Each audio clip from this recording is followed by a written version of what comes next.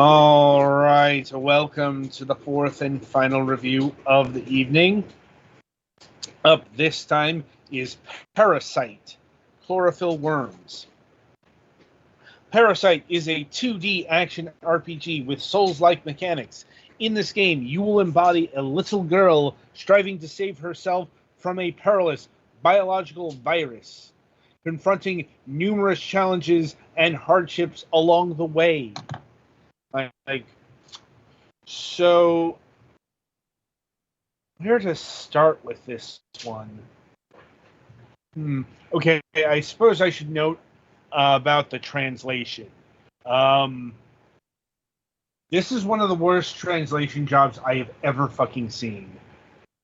I genuinely don't know if they used like ChatGPT or some other generative AI or just Google Translate, but you're gonna see it. You're gonna see it a lot in the fucking everything here. Just all of the skinwalker sentences at best.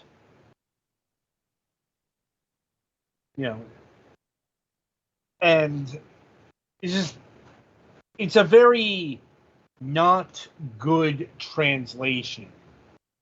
But since I didn't see any AI disclosure on the Steam page, I have to assume that they didn't use that to bring it to English. Like, I suppose, it's all legible, but you're going to get more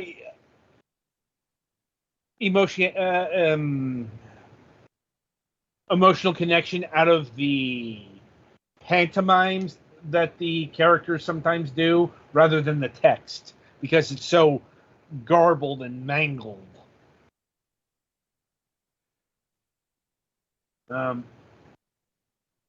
So what Petty here is, choosing a build,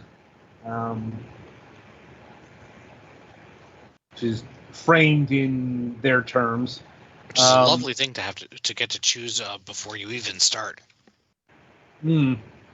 And it's something that'll come into play eventually, but not for a while. We probably not be seeing the main game here in this review. Oh no, because this game is just very weird. Because, okay, first of all, we got some very modern rip from the headlines shit going on.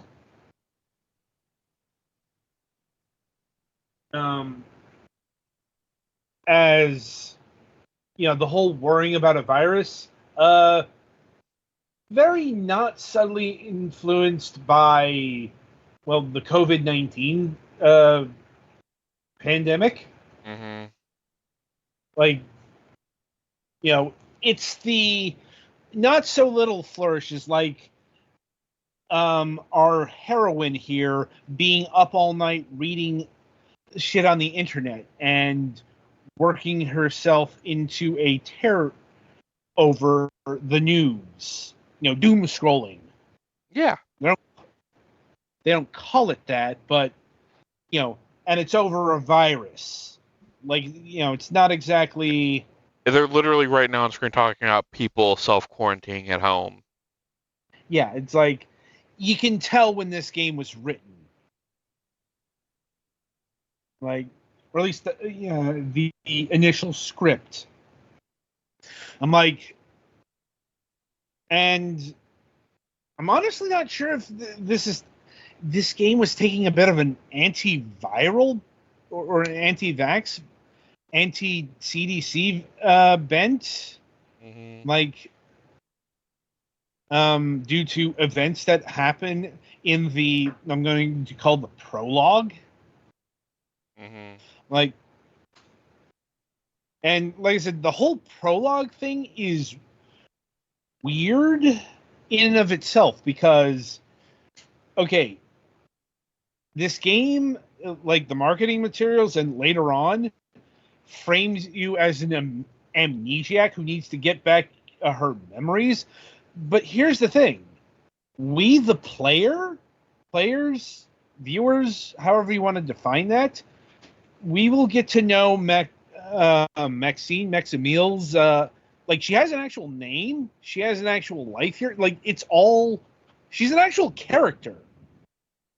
And you get to learn all of that before she loses her memory.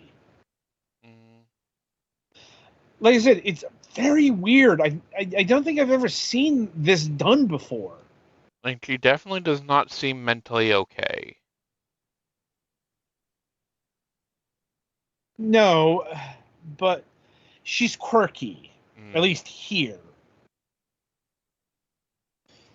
And in case you're not able to discern what she's talking about, once again, the translation is quite awful. And once again, like, the weirdness and the oddness of this game just goes down to the core, right down to the use button being down on the D-pad. Like, no, that doesn't make much sense. Like, or at least initially. Spoiler alert, it's because this game is doing a lot on the... Like, it's using the entire fucking controller here.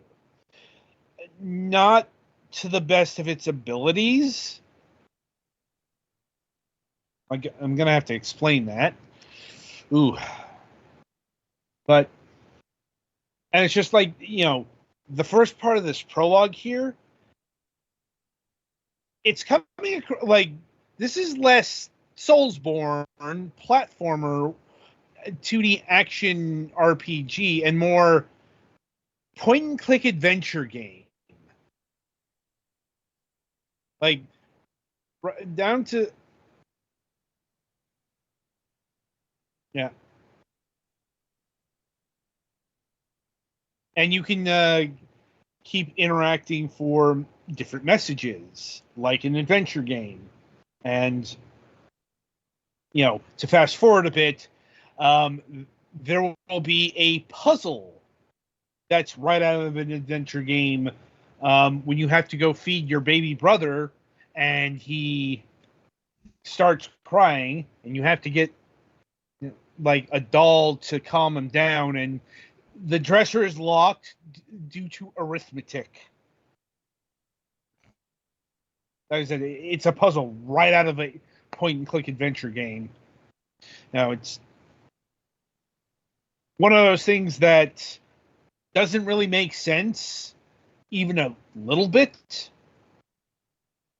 Because it's like, why would you lock a dresser like this, ever?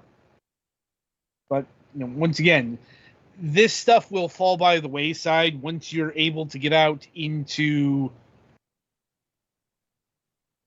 the date with Morphe, i.e., you gotta spend time at his play castle, i.e., an entire tutorial that takes a good couple hours to get through, because it's an entire goddamn level. And we'll be teaching you all of the various quirks of this game, the actual game here, not whatever this is. And that is, it's another 2D Soulsborne. Now, we've covered some of these on the program before, but this is a different beast.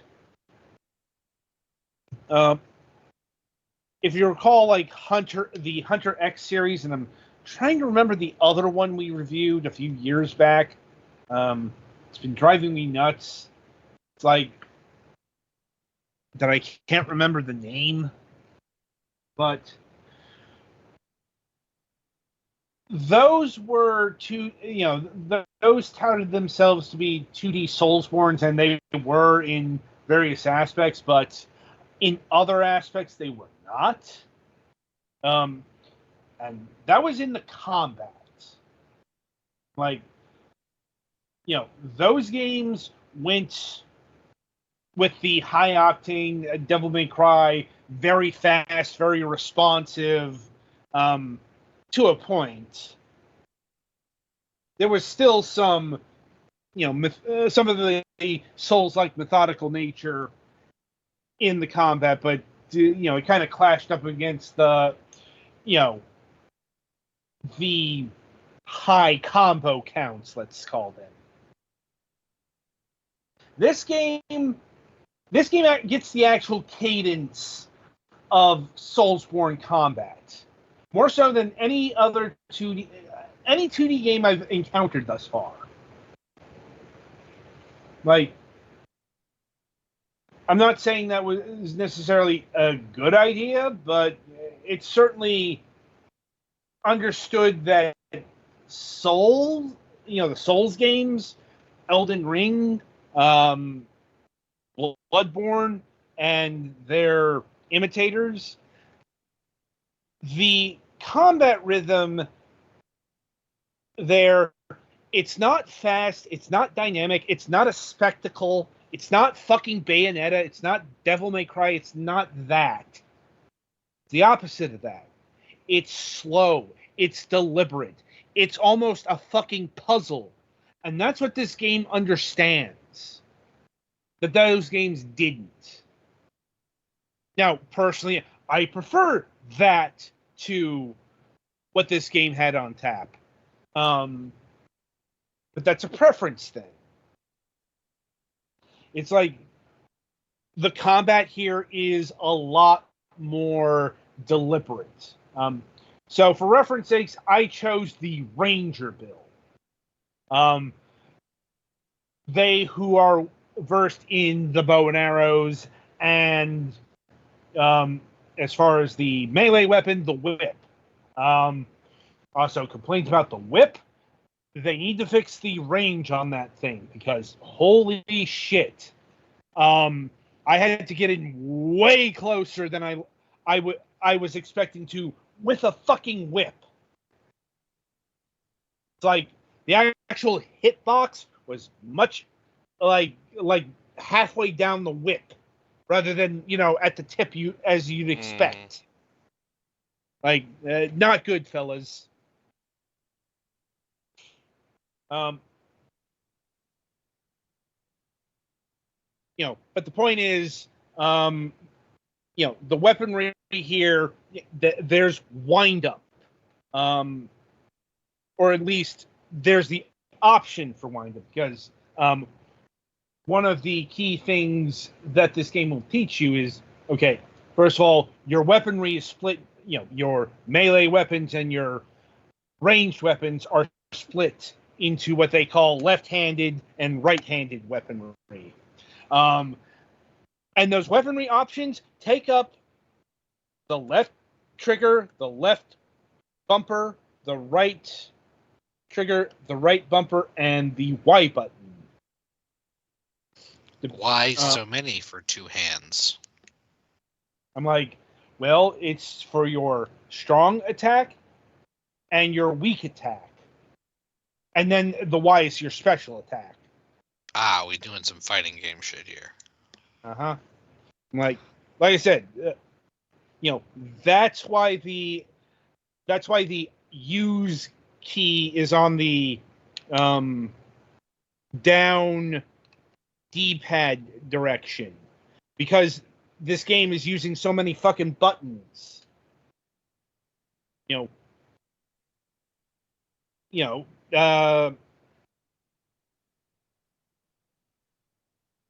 Like secondary items are selected via left the up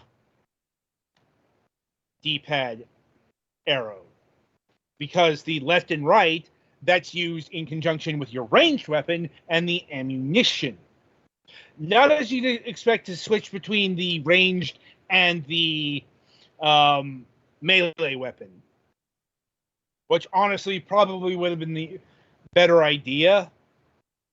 I mean, I guess it's one half a dozen the other, because you're still doing annoying switching. And to bring up a point that I brought up in the first review, it does the goddamn Soulsborne thing, and you don't have a real pause. You got to switch your weapons. Yeah, you're still alive, and the enemies can still hit you, and they will. Yeah, wasn't a fan of this. Yeah, I don't think there are many good excuses for that unless you have some kind of real persistent online thing. And which I don't think this one does. Yeah, in fairness to the Souls games, they do have a persistent online function. This game doesn't. It's just because the Souls games we're going to have that influence in our game. It's like you didn't need to lift that.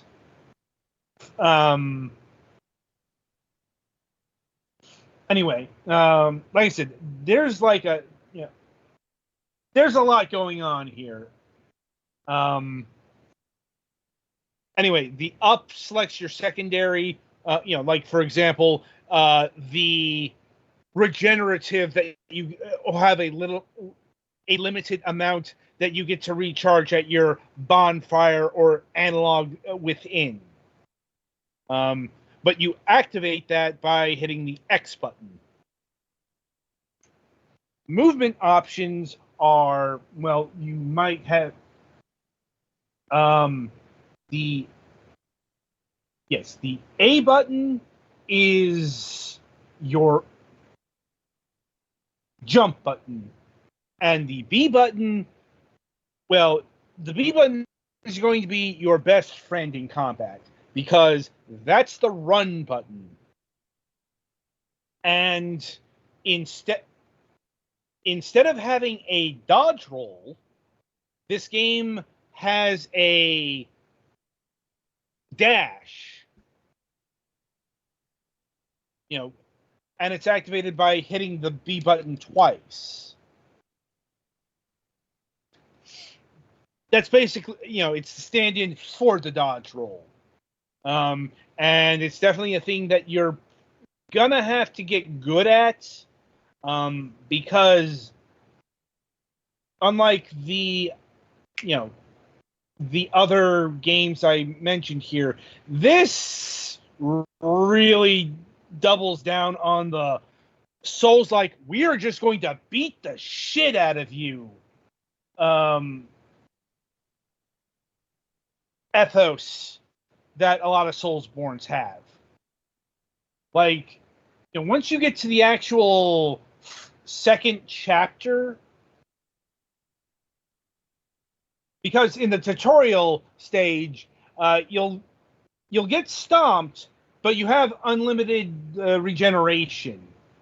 You do not have that in the real, in the real world, I guess, like the or the actual world. I'm not sure how to define it. Because, once again, like this game, oof. Like, even the enemies that you encounter right outside the starting area, of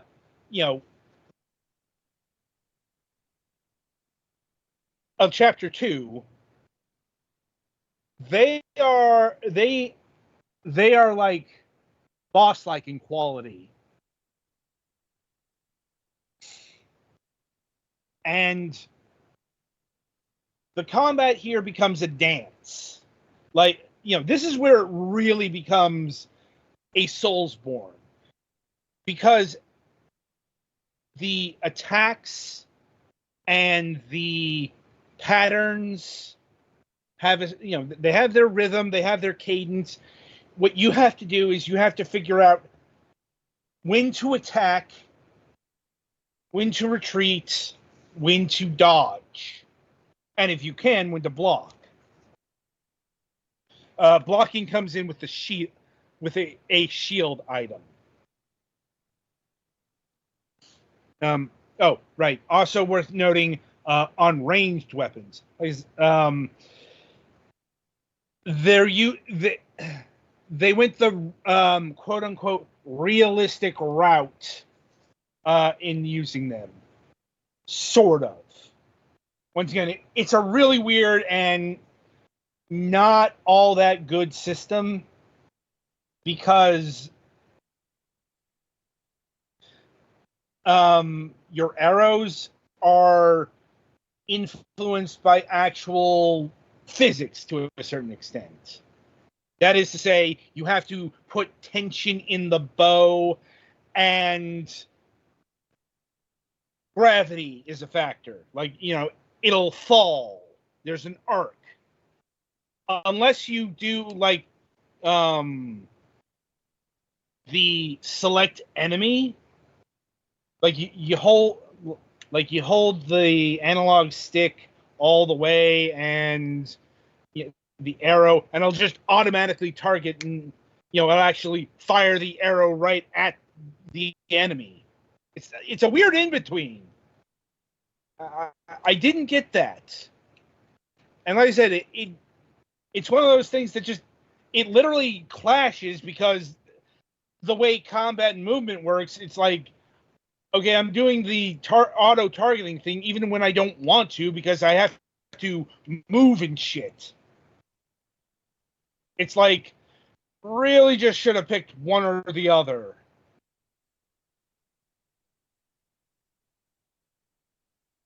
Probably the biggest weakness in terms of the mechanics.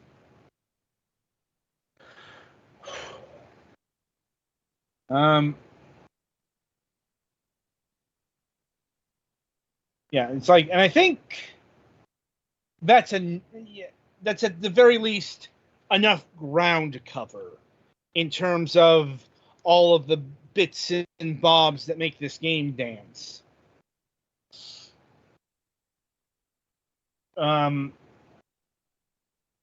Except for something that I was not able to find, and that was the upgrade station.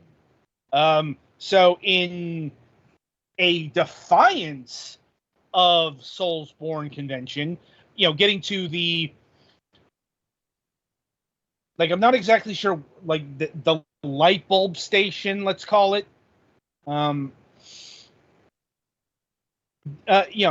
It doesn't open up a menu to do your upgrades because you earn points.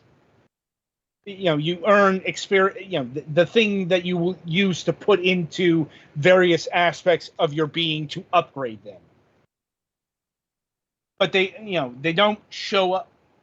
Like, I think that might have literally been locked behind a door that I didn't have the key to. I wasn't sure where. Like, another concern about this game is, like, I might have been locked because there were some mission essential items that weren't appearing where the hints said they were appearing. Like, okay, I killed the tree monster, but wood didn't appear. And it's like, okay, a certain item is supposed to be in the box in the beach. I broke the box and it wasn't there. Not sure what that was about. And honestly, kind of concerning.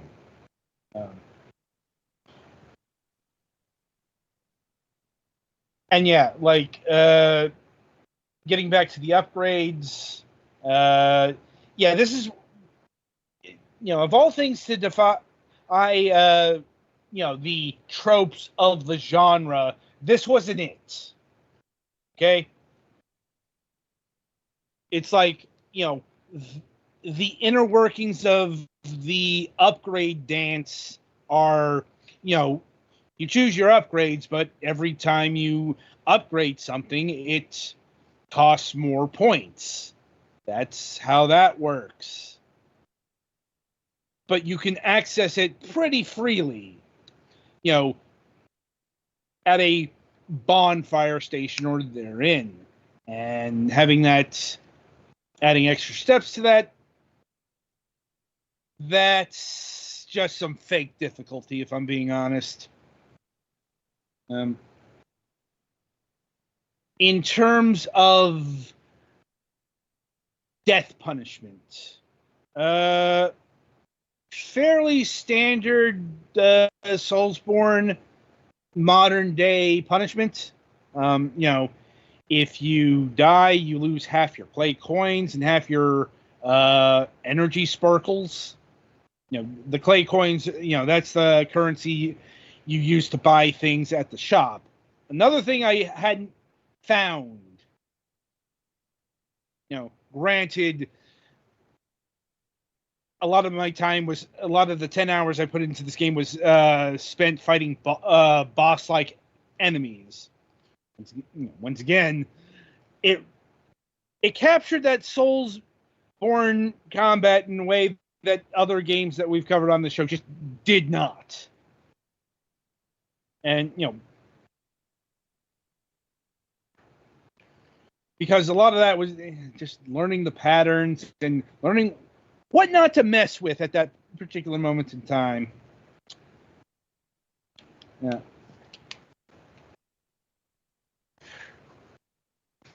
Anyway. Yeah, I think that's about all I wanted to cover. Once again, there's a lot to this game. And I hadn't even gotten to the first city yet.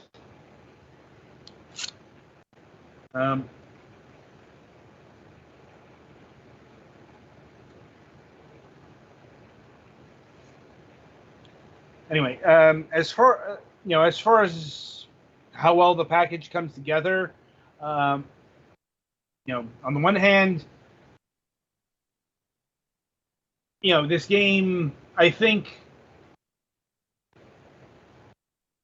it's the closest I've seen a 2D game get to actual Soulsborne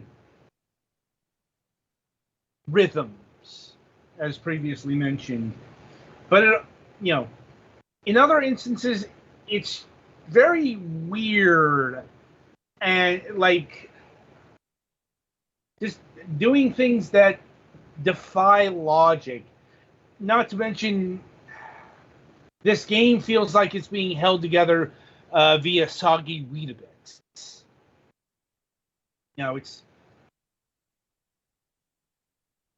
It's not actually unstable or broken. It just feels kind of sloppy. I think a lot of that has to do with the amateur hour at best translation job.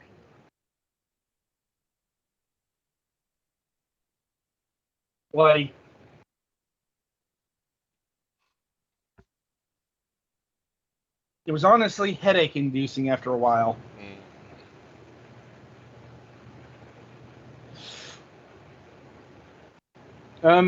Petty, you've been playing the game. Anything you wish to add to the conversation? I think this prologue thing is going on way too long. Oh, God, yes. Like I said, that's what I'm talking about. Just very strange design choices that vex me and yet intrigue me because they're so strange. Oh, yeah, we're getting to the part I talked about like a half an hour ago. We're getting to the first adventure game puzzle in this 2D Souls-like. Look at this. The dresser drawer is locked, and you have to figure out the sums here in order to unlock it. No, seriously, what is this adventure game puzzle doing in a Soulsborne? Tell me. This does not make fucking sense.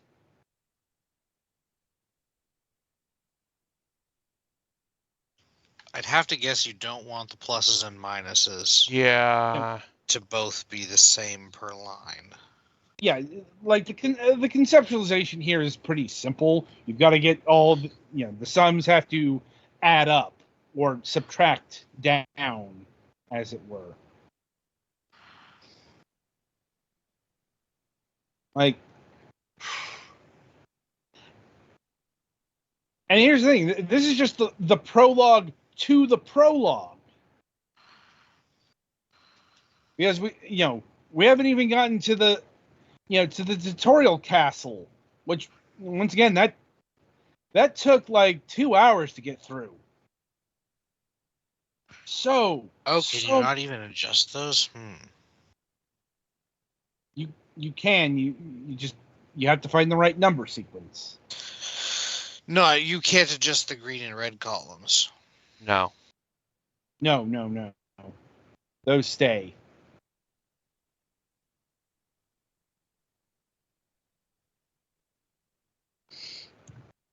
Also, I guess, spoiler warning for the plot, such as it is, the tone here is going to get weird.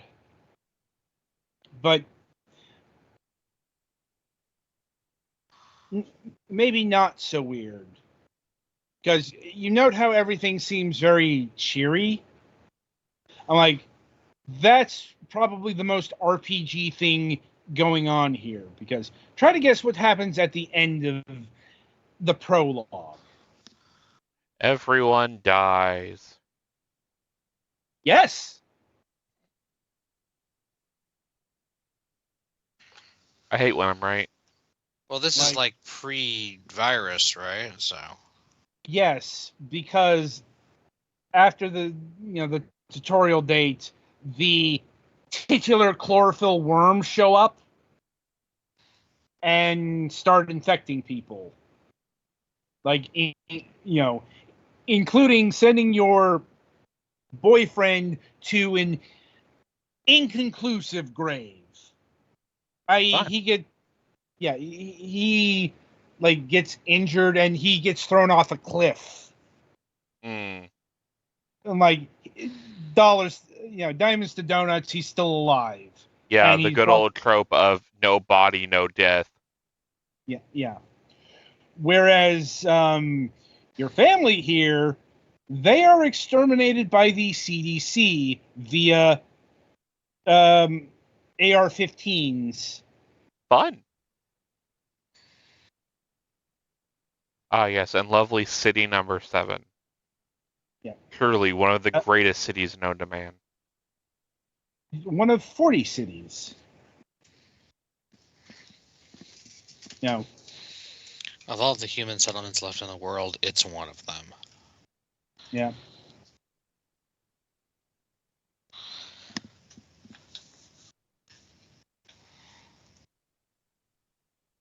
Yeah. And like I said, like she's known as Maximile here, but when you get into the into the actual questing, you get renamed as whatever you put into the starting screen. Like somebody gives you a name. It's something I've never seen before. I mean, the art style is kind of interesting. Yeah. Like I said, I find this game endlessly frustrating because it's a goddamn Soulsborne. It will crush you and enjoy it every time. Vexing because, like I said, so many strange decisions that don't make apparent sense, but are so unique that I can't help but be fascinated by them. Like, just brilliant flummoxing. Ah, yes, peaceful, happy, cheery town. Clearly nothing can go wrong here. Mm-hmm. Let's see. So in terms of pricing, this game clocks in at $14.99. I suppose I can give it a reserved recommendation. Now, Because, if you're looking for a 2D Soulsborne, this is the game. If you can put up with its quirks. There are a lot of quirks. Oh, God. So many quirks.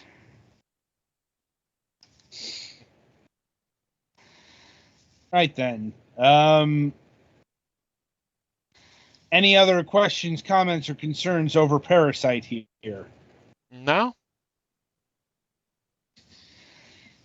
Alex? I think I'm good. All right then. So that'll about do it for not just this review, but this review session. So coming up on the week ahead.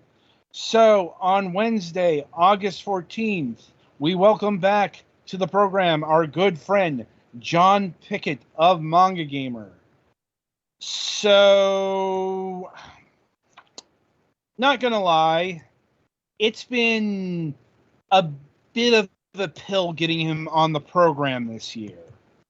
Not due to anything personal or anything, but for whatever reason, Manga Gamer has been having trouble releasing games. I think it's been about 6 months since we've had him on the show last. And he's like, we still don't have any new games that we've released. But I think they finally got some new announced titles. And they're, possibly a topic of discussion with him that we can talk about. Not sure what, but like I said,